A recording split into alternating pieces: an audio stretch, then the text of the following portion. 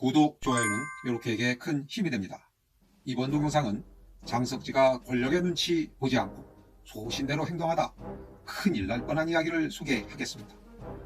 먼저 본 동영상에서는 갑자기 다리 밑에서 뛰어나와 표 문제를 놀라게 한 백성에 대하여 장석지는 벌금형을 판결했고 표 문제는 처벌이 터무니없이 약하다고 생각했습니다. 그런데 표 문제는 한참을 생각한 후 장석지의 의견을 받아들였습니다. 쉽지 않은 결정이고 성군다운 결정이었습니다. 2000여 년 전 법위에 군림하는 권력자임에도 불구하고 법의 범위 내에서 국가를 운영하려는 노력이 돋보이는 대목입니다. 표 문제는 고조 유방의 아들이며 기원전 180년에서 기원전 157년까지 재위하였습니다. 표 문제는 평소 근검 절약을 실천하였으며 한나라 초기에 유행한 무위자연의 사상에 따라 국가를 관리했습니다. 무위자연이란 백성이 자연 그대로 살아가도록 내버려 둔 것으로 특히 거대한 국가 권력으로 백성들을 통제하고 괴롭힌 독재자 진시황의 정치와는 반대되는 통치 이념입니다. 표 문제는 한나라를 잘 관리하여 후세의 황제에게 모범이 되었습니다. 장석지는 표 문제 재위 동안 능력을 인정받았고 장석지의 명성이 천하에 드러났습니다.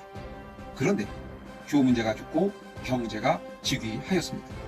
장석지에게는 큰 걱정과 두려움이 찾아왔습니다.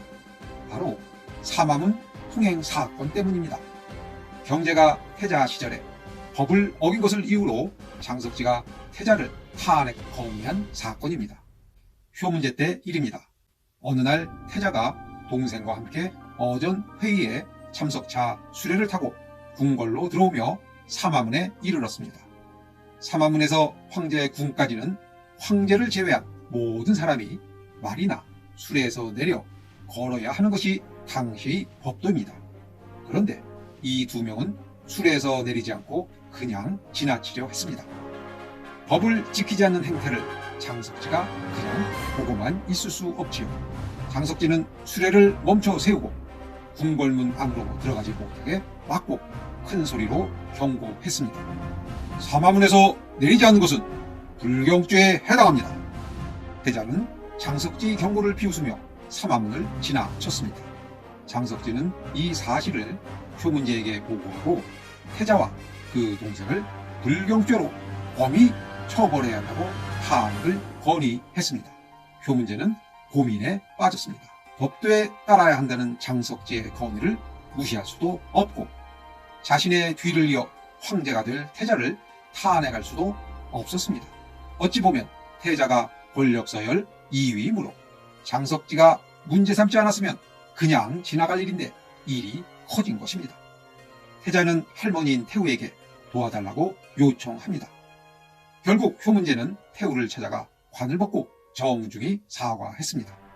자식을 제대로 가르치지 못했습니다. 라고요. 그 후에 태우는 장석지에게 사람을 보내는 등 여러 번 압력을 행사해 태자의 탄핵 건의를 취소하게 만듭니다. 사마문 통행 사건은 이것으로 봉합되고 끝이 납니다. 그런데 태자가 황제가 되었습니다. 법 위에 군림하는 황제가 된 것입니다. 장석지는 목이 잘릴 위기에서 고민에 고민을 거듭하다 왕생이라는 선비의 의견을 듣고 경제를 찾아가 과거의 탄핵 건의에 대하여 사죄하였습니다. 다행히 장석지는 지방으로 좌천되는 것으로 마무리되고 천수를 누리다 죽었으니 그나마 하늘의 도움이 있었던 것 같습니다. 경제는 대체로 부친 문제의 안정화 정책을 그대로 계승하였습니다.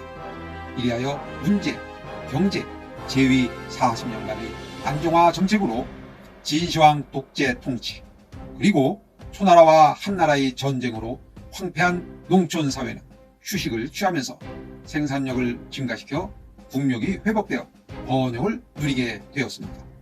중국에서는 한나라 문제와 경제가 선정을 베풀어 백성의 민심을 크게 얻었다 하여 문경지치라 부르며 칭송하고 있습니다.